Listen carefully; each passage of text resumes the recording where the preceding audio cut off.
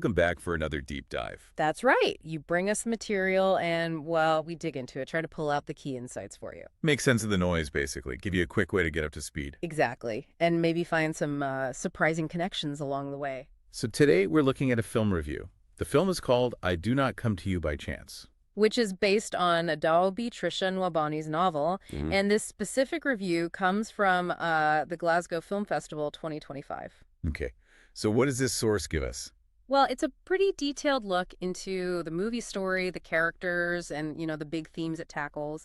Things like online scams, family pressure in Nigeria, that sort of thing. Right. I think most people listening probably remember those early Nigerian prince emails, right? They were almost a joke. Yeah, kind of cartoonish. And the review says this film actually starts even simpler than that, like really basic stuff. But it uses that as a way in to explore something much, much deeper, this sort of complex human reality behind it all.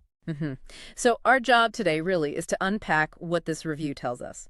Understand the characters, the tough choices they face, according to the reviewer, and how the film itself balances all these different elements. Okay, let's get into it. How does the review say the film kicks off? It starts pretty innocently, actually. You see a young Kingsley, and he's writing love letters, but he's writing them for his Uncle Boniface. Okay. Letters promising romance, right? But the review notes there's a catch. Yeah, the real point is just asking for a bit of money. Small stuff, like bus fare. Ah, okay. And the reviewer connects that straight away. Right. They say it echoes those, very early, not very sophisticated online scam attempts, sets the stage with these almost trivial requests before things escalate. Gotcha. But then the film jumps forward years later. Yeah. And Kingsley, played by Paul Nadikwe, Yeah. he's in a very different place. Oh, yeah. Desperate is the word the review really leans into. He's a graduate, smart guy, but totally jobless. No real prospects. And the review lays out just how much pressure he's under. It really does. Paints a vivid picture. He's the first son, which carries this huge weight of responsibility, Right? Plus, his dad's sick. Hospital bills are piling up. He's got younger siblings needing school fees. His relationship actually ended because he couldn't afford the dowry. Wow. And every job application, silence or rejection. Oh, and his dad's pension hasn't come through for months either. It's just relentless pressure. And the reviewer specifically mentions the actor Paul Nadikwe. Yes, says his performance makes that desperation completely palpable. You really, really feel it. So it's this complete lack of options, this crushing situation that leads him back to Uncle Boniface. Exactly. He turns to him for support. And that's when we meet the older Boniface, played by Blossom Chikujeku. And how does the review describe him? Sounds like quite an entrance. Oh, it is. He pulls up in a limo, steps out wearing these glittering gold loafers, carries a gold-tipped cane. Flashy. Very. And the clothes, dazzling, bright Nigerian menswear.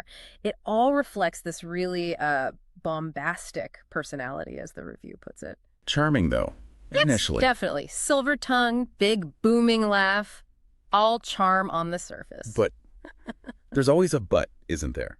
Always. The review makes it clear there's another side. He's known as Cash Daddy to people who owe him money. Catch Daddy. Okay.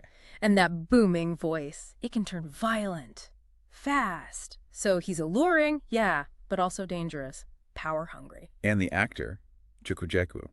The reviewer thought he pulled off both sides. Absolutely. Said he nailed both the magnetic charm and that sort of underlying menace perfectly.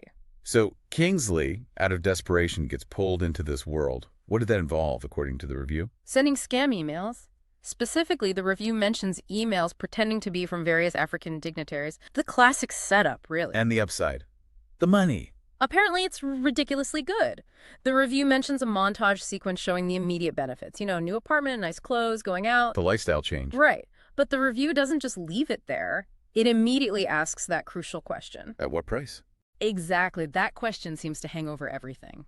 And how does the film handle that balance, according to the reviewer? Yeah. Between the family drama and the flashier crime stuff. The review credits the directors Chika Anadu and Ishaya Bako with doing that effectively.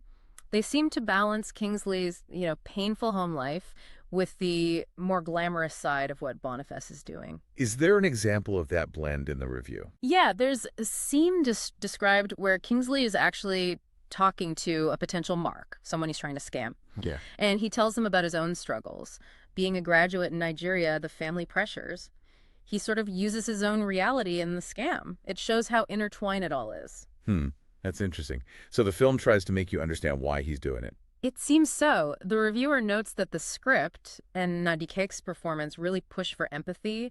They frame Kingsley as this naive young man who is just desperate for income. And what's the effect of that empathy, according to the reviewer? It blurs the lines, deliberately. Makes it harder for the audience, and probably for Kingsley himself, to keep a clear sense of right and wrong. Things aren't black and white. Not at all. Did the review highlight any other specific scenes? Yes, there was one they called Brilliant. Even compared it to that BBC show, Hustle. Oh, Hustle, yeah. Great show. Right. So this scene involves Boniface explaining the details of a sting operation on an English businessman. Okay. And while he's explaining it, you simultaneously see the actual meeting playing out on screen. The whole intricate setup. Oh, I like that parallel action. Exactly. And the reviewer notes the tension comes from watching it unfold, wondering if someone will say the wrong thing, mess it up. They said it made it good fun to watch. Sounds engaging. Okay, so what about the ending? How does the review describe the film's conclusion? It calls it ambiguous, especially regarding Kingsley. It seems pretty clear what's going to happen with Boniface's operation, but Kingsley's path, less certain. How so? What's the final scene described? Well, Kingsley shows his mother, who's clearly proud, this legitimate internet cafe he's set up. Okay, so that sounds like a positive turn. Right. He's gone straight. On the surface, yeah. Seems hopeful. But then he gets a phone call, and after the call, he gives what the reviewer describes as a cheeky little look to the camera. Look to the camera. Interesting. And the reviewer's reaction. Jaw on the floor. That's the quote. Left my jaw on the floor. Wow. So that one completely changes the feel of that ending. Undercuts the whole legitimate business thing, maybe? Seems like it throws it all into question, doesn't it? Yeah. And what was the reviewer's final takeaway thought on the film? It kind of sums up that ambiguity, I think. They wrote, crime might not pay, but it's certainly enjoyable to watch. That speaks volumes about that balance we were talking about. The allure versus the reality. Maybe that complicated empathy it creates. Exactly. So let's step back a bit. Thinking about this whole review, what does it suggest the film helps us understand? What's the relevance for you listening? Well, I think based purely on this review, the film seems to push back against easy answers. It suggests that why people do illegal things, it's not always simple greed. It can be tangled up in desperation, circumstance, family duty. Especially those pressures of responsibility, right? When opportunities just aren't there. It forces hands, maybe. Yeah. And it also says something about stories themselves, doesn't it? How a film can make you feel for someone, even when they're doing things you know are wrong. Like the reviewer experienced, it blurs your own ethical lines a bit. Makes you question. It challenges those simple labels like victim and perpetrator. When life is this complicated, who fits neatly into those boxes? Okay, so just to quickly recap what this review showed us. We started with those simple letter scams, saw Kingsley's deep desperation, met the flashy but dangerous Uncle Boniface, or Cash Daddy. Right. Saw Kingsley get drawn in, the high cost of that money, how the film balances the grit and the glamour. How it builds empathy to blur right and wrong. That cool, hustle-like scene. And landed on that really ambiguous ending with Kingsley's internet cafe and that look. Yeah, that look. So as we wrap up this deep dive, here's something to chew on, coming straight from the review's description. Think about that final scene. Kingsley, the legitimate business, the phone call. Yeah. And then carries that cheeky little look to the camera.